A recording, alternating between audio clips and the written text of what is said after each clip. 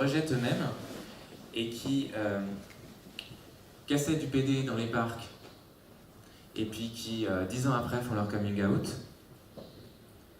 on se dit mais c'est fou, c'est fou comment ce passage-là, ces ponts entre les deux, comment ça se fait et je l'explique par la haine de soi. Parce que l'homosexualité, en fait, c'est une haine de soi. On ne sait pas accepter nous-mêmes. Et donc, même quand on la pratique en pensant que dans cette pratique, on se réconcilie avec soi-même, on rejoue cette haine de soi et cette peur de soi. Et puis, je l'explique aussi par la pratique homosexuelle, qui est une pratique qui est basée sur une discrimination.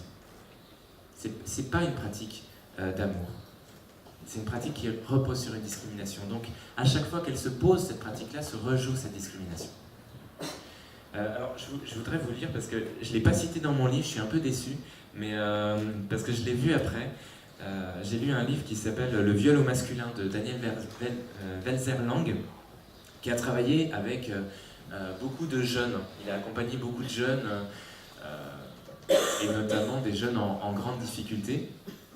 Et il décrit cette ambivalence des personnes qui vont faire des actes homophobes, des personnes homophobes, qui, même si elles roulent des mécaniques et jouent les hétéros ou les racailles de banlieue, en fait, surjouent leur masculinité parce qu'elles n'en sont pas si sûres de cette masculinité et parce qu'en fait, elles ne sont pas en paix avec elles-mêmes.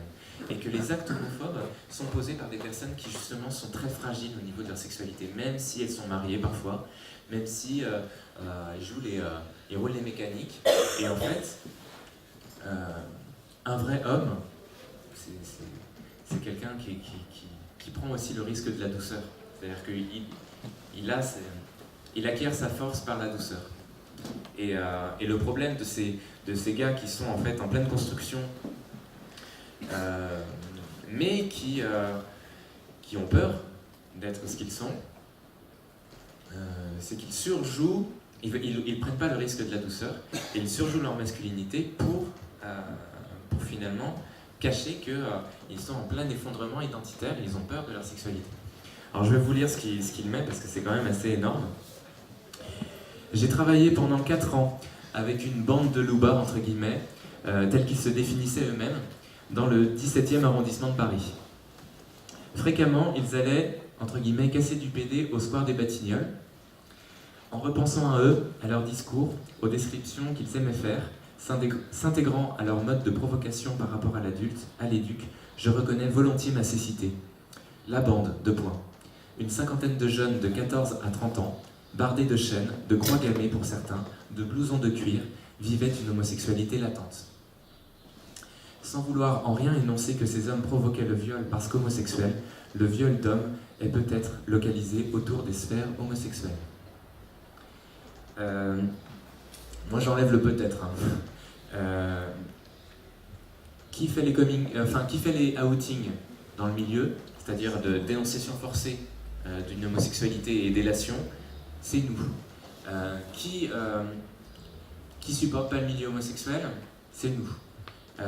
Qui agresse, quand vous regardez vraiment, moi j'ai un ami par exemple qui a été assassiné chez lui, et il y a eu toute une enquête de police, la police a interrogé les locaux associatifs de ma ville à Angers où j'étais. On a découvert que c'était un amant. Et c'est ça, mais pour tous les cas, même d'insultes. Moi, dans mon boulot de prof, j'ai eu des ennuis seulement avec 2 types d'élèves, les plus efféminés, ou ceux qui, au contraire, surjouaient leur masculinité, mais qui n'avaient aucun succès avec les filles. Parce qu'en fait, ils étaient mal avec leur sexualité. Et c'est vraiment cet effet miroir dans cette gémellité désirante et violente qui fait, et dans la pratique après, qui fait que, oui, il y a agression. Alors, une fois que j'ai énoncé ça, je me souviens, j'ai fait une conférence à Nantes, il y avait deux gars homo qui étaient venus dans l'assistance, et puis qui, au final, ils étaient revenus, ils prenaient des notes, ils prenaient tout en notes, et puis à la fin, ils se rendaient compte qu'ils n'avaient plus rien à dire. Et donc, ouais, ils ont commencé à bouder.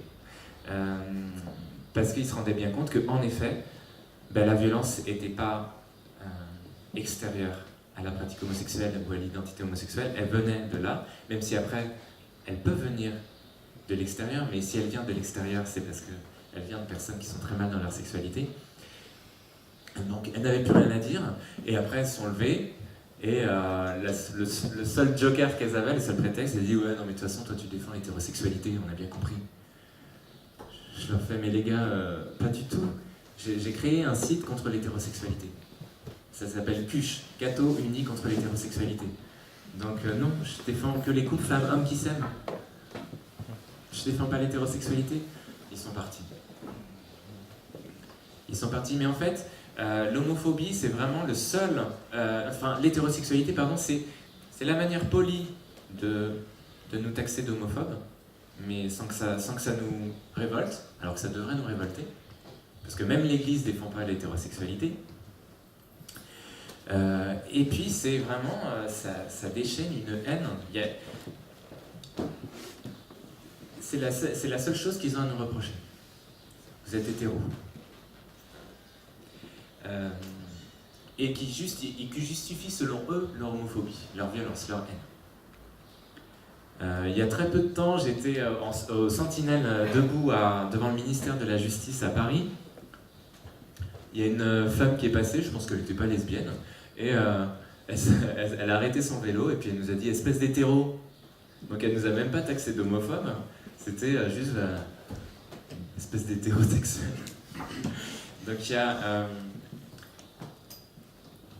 nous, la tentation là-dedans, c'est de mépriser. C'est de mépriser ce mot-là. Parce qu'on se dit, bon, ça va, c'est bon, c'est comme raciste, on me la fait pas, je sais que je suis pas homophobe, on me la fait pas. Il faut écouter derrière ce qu'il y a derrière cette insulte-là, parce que c'est pas si faux que ça. D'une part, parce que la personne qui insulte d'homophobe, je crois qu'elle a souffert vraiment d'homophobie. Donc il ne faut pas mépriser. Faut pas mépriser ça. Comme quelqu'un qui nous traite de raciste et qui est noir. Derrière, c'est quelqu'un qui a subi des vrais actes racistes. Donc on ne doit pas mépriser le mot homophobie. Et aussi parce que c'est des personnes qui sont en grande souffrance. L'homophobie, comme je vous disais, c'est le viol. C'est le viol. Et il y a des personnes qui ont vécu le viol. Homophobie, peur du même, et puis c'est rejet aussi du même, parfois par un viol. J'ai à ce jour 90 amis homosexuels qui m'ont dit avoir été violés. 90. Et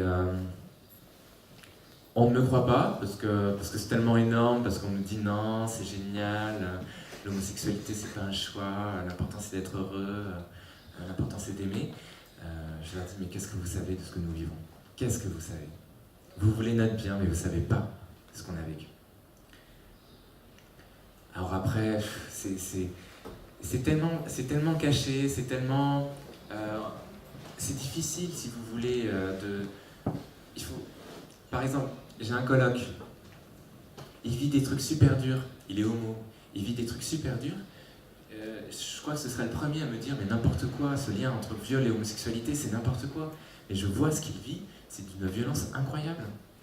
Et je crois que les personnes homosexuelles, nous ne nous rendons pas compte de ce que nous vivons, parce que c'est toujours noyé dans le sentiment, dans la positivité, l'affirmation de soi. Mais il y a une grande violence. C'est pour ça qu'on a du mal à parler d'homophobie. Et c'est pour ça aussi que ce livre-là est lu particulièrement par les personnes homosexuelles. L'homosexualité en vérité, quasiment que des cathos l'ont lu. L'homophobie en vérité, des personnes qui n'avaient pas lu l'homosexualité en vérité ont lu l'homophobie, c'était des personnes homosexuelles. En passant à la FNAC, elles sont tombées dessus et elles l'ont lu. Au départ, elles se disaient, ouais, encore un mec homo qui va amer et qui va balancer son aigreur sur l'homosexualité. En fait, c'est des personnes homosexuelles qui ont commencé à lire et elles ont dit mais c'est trop vrai, mais c'est trop ça. Parce qu'en fait, nous, on sait ce qu'on vit. On sait ce qui se passe à l'intérieur. Et que Le problème, c'est que nous, on a une vision un peu, quand on n'est pas dans le milieu homosexuel, ou même dans les sphères amoureuses, on a une vision un peu extérieure. On a une relation d'amitié avec une personne homosexuelle, donc on ne voit pas ce qu'elle vit à l'intérieur de son couple, à l'intérieur de sa pratique homosexuelle, ou à l'intérieur du milieu. Donc, ça ne nous apparaît pas comme quelque chose de flagrant. Là aujourd'hui, hier soir, je loge chez Jean-Baptiste Ibon, qui est un très bon ami, et on se comprend vraiment parce que justement on a identifié notre fragilité et en plus on la donne. Eh bien, dans son immeuble, il y a un couple de femmes, et je dis couple, mais je devrais dire union, de femmes, et de l'extérieur, on en a croisé une avec le petit, elles ont eu un petit par PMA. C'est pas flagrant, quoi, humainement, de trouver ça choquant, violent, c'est parce qu'elles ont l'air fines, elles s'entendent bien, il n'y a pas de bruit d'assiette, et elles se foutent pas sur la gueule. Donc c'est pas flagrant, cette violence-là, a priori, du rejet de la différence des sexes, parce qu'au moins, déjà, il y a la beauté d'une amitié, qu'on peut pas nier, il y a la beauté d'un engagement, et puis parce que un couple homosexuel peut être fécond d'une certaine manière. Donc on se retrouve quand même devant des choses qui sont pas simples. L'éjection de la différence des sexes, ça peut être, c'est pas forcément que négatif, puisqu'il y a l'amitié. Mais mine de rien, après quand on réfléchit, on se dit mais ouais, mais le gamin il connaît pas son père, il connaîtra pas son père. Enfin, quand on commence à réfléchir, et puis après qu'est-ce qui se passe dans le couple? Qu'est-ce qui se passe dans le couple entre ces deux femmes? Et sur quel mensonge au niveau de l'amour, sur quel rejet ça se base cette relation. Donc en fait ça fait réfléchir, mais on se retrouve un peu coincé comme ça de l'extérieur. Mais après, quand on commence à voir vraiment ce qui se passe, et tout d'un coup ça nous saute à la figure, c'est vrai que l'histoire du viol, 90 amis, là du coup oui, on se dit ouais ok, là je comprends pourquoi l'Église elle emploie les grands mots. Parce que bon, quand Christine Boutin a sorti Abomination pour l'homosexualité, ça a fait un tollé, mais magistral, qui lui a été ressorti au moment de Force Vie et des Européennes. C'est vrai pour 5 réalités de l'homosexualité, enfin 2 des 5 réalités de l'homosexualité. Abomination.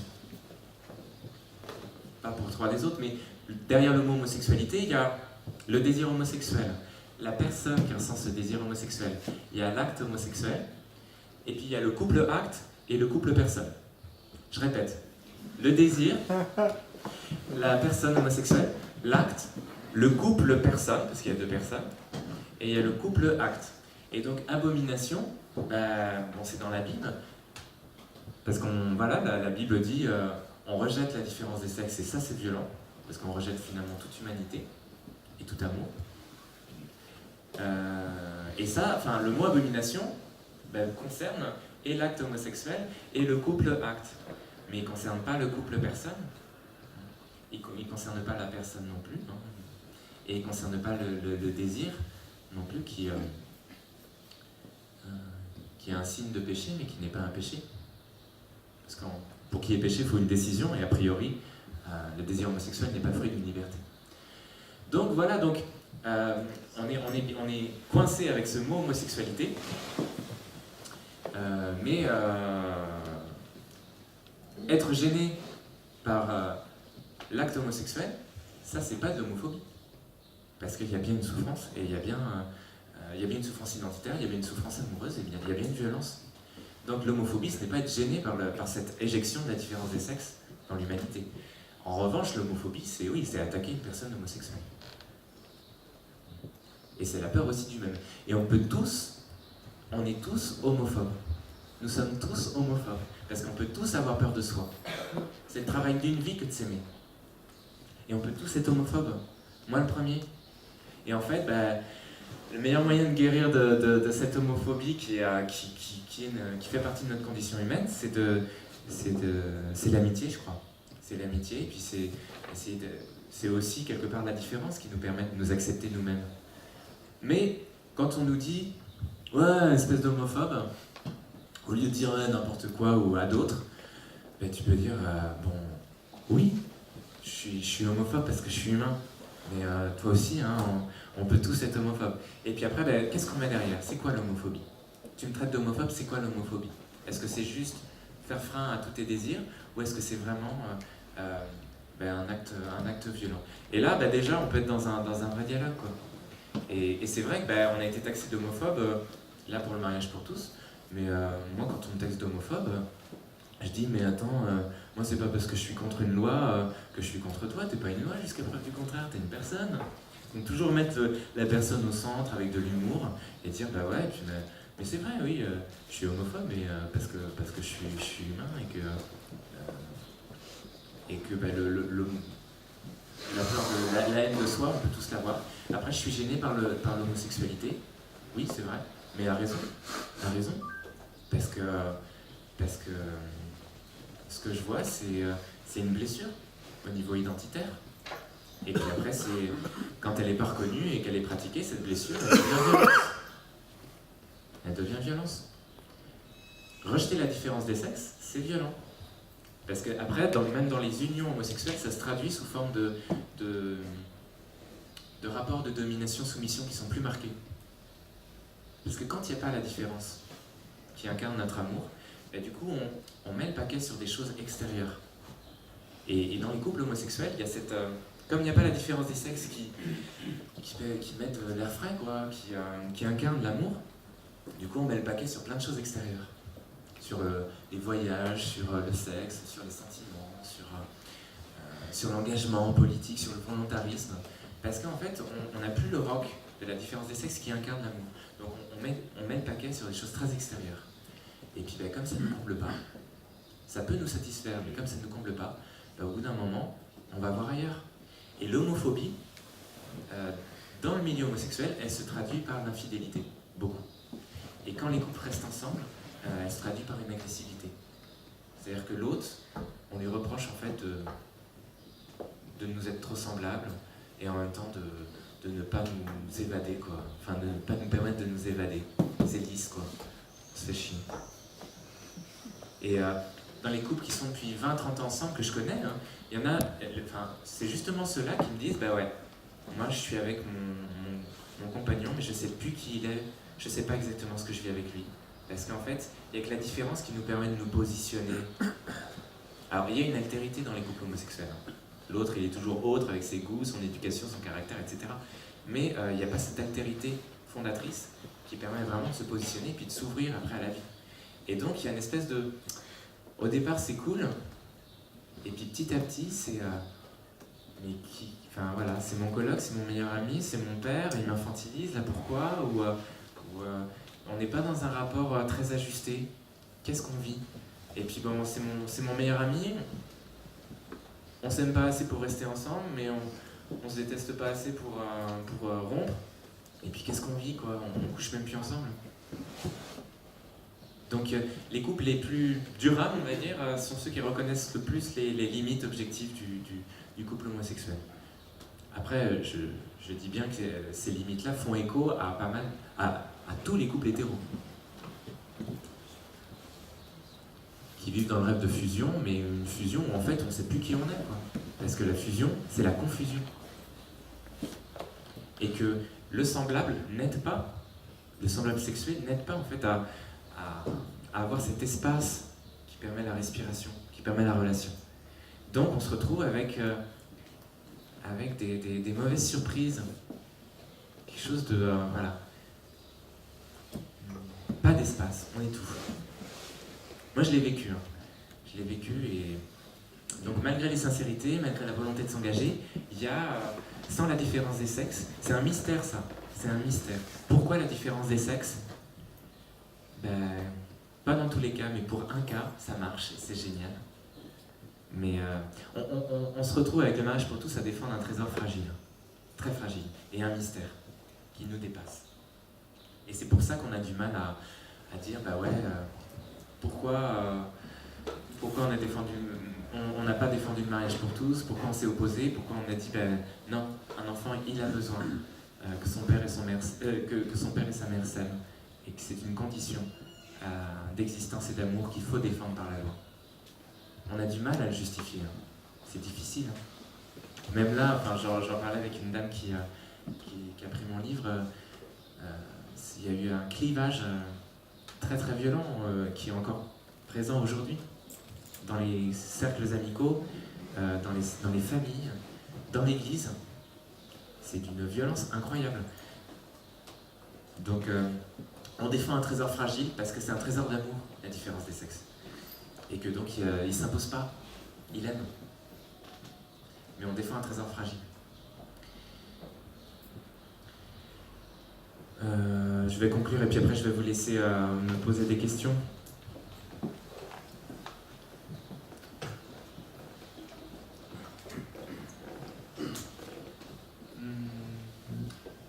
N'ayez pas peur de parler de l'homophobie, c'est ça le conseil. Parce que actuellement, socialement, avec les veilleurs notamment, on est assez rodé sur plein de choses parce qu'on aime réfléchir, on aime parler de concepts philosophiques. Mais je pense qu'au bout d'un moment, il faut qu'on rejoigne les gens dans leur système de pensée. Et que eux sont pas capables, parce que je crois qu'il y a trop de souffrance, ils sont pas capables d'accéder à nos raisonnements. Ils sont dans l'affectif, beaucoup. Un jour, dans une veillée, c'était près du Louvre, les veilleurs donc à Paris parlaient de la liberté de conscience, de l'engagement. Donc on dissertait, on lisait des beaux textes. Et autour, les gens qui voulaient comprendre ce qu'on faisait, eux pour eux, ils avaient que 3 mots: homophobie, hétérosexualité, homosexualité. Et donc à un moment donné, je pense qu'il faut les rejoindre. Il faut les rejoindre dans leur... parce qu'ils ne savent pas de quoi ils parlent. Ils ne savent pas ce que c'est que l'homophobie, l'homosexualité non plus, l'hétérosexualité, ils pensent qu'on est hétéro. Donc, et nous, on est tentés de le penser aussi. Donc, on a tout intérêt à parler le même langage. Et c'est après, en voyant que nous, on est calés et qu'on sait de quoi on parle, même par rapport à l'homophobie, que là, ils vont nous écouter. Parce que nos belles dissertes sur l'enfant, sur nos mises en garde, sur les conséquences du mariage pour tous, ils n'écoutent pas. Très peu. Parce que pour eux, ben voilà, le mariage, c'est une question d'amour. C'est une question d'hétérosexualité, d'homosexualité. Hein, et puis il faut lutter contre les discriminations. Mais donc, notre manière à nous vraiment d'être efficace et de les rejoindre, c'est parler leur langage. Et on ne l'a pas fait pour l'instant. On ne l'a pas fait. Je vous dis ça parce que là j'étais vraiment dans les têtes, quoi, dans les têtes pensantes de tous ces mouvements là. Et déjà je suis très content parce que par exemple Duel d'Herville m'a remercié, il m'a dit tu vois, ton histoire d'hétérosexualité, pendant les interviews radio ou télé, je ne l'ai pas utilisée. J'ai pas parlé d'hétérosexualité, je te remercie parce que ça a simplifié et clarifié mon propos, merci. Brigitte Bardot, on n'a jamais entendu parler d'hétérosexualité. Donc il y en a par exemple, même s'ils ne savaient pas pourquoi, il y a des petites astuces comme ça qu'ils ont utilisées. Le fait aussi de savoir que l'homophobie, bon ben voilà, c'est pas qu'une insulte, c'est une réalité, et puis en plus une réalité liée à la pratique homosexuelle, liée à l'identité homosexuelle. Ça nous aide à faire la part des choses à pas être dans le passionnel, dans le ricochet d'insultes, mais oui, de comprendre en fait ce qui se passe, quoi. Et de respecter les personnes, d'aimer les personnes. Donc on a beaucoup de boulot à faire parce que, comment dire, le mariage pour tous, pour moi, on ne l'a pas traité. On ne l'a pas traité. Et on n'a pas eu les bons discours. Donc on a à comprendre la loi Taubira, mais on n'a toujours pas compris. On n'a pas compris Et je dis ça, les responsables, hein. Les responsables LMPT, tout ça, pour moi, on n'a pas compris la loi Taubira. Donc on a eu très peu de temps aussi pour la comprendre, mais on n'a pas compris la violence de cette loi-là. Et on n'a pas compris la violence déjà du Pax, qui est extrêmement homophobe. C'est la première loi, le Pax, à s'être basée sur l'orientation sexuelle des personnes. C'est la première loi mondiale qui se base sur l'orientation sexuelle des personnes et plus sur l'humanité. C'est d'une violence incroyable. Déjà le Pax, en fait, pour moi, il a fait 3 choses très graves. Et donc, il s'est basé pour la première fois sur l'orientation sexuelle des personnes.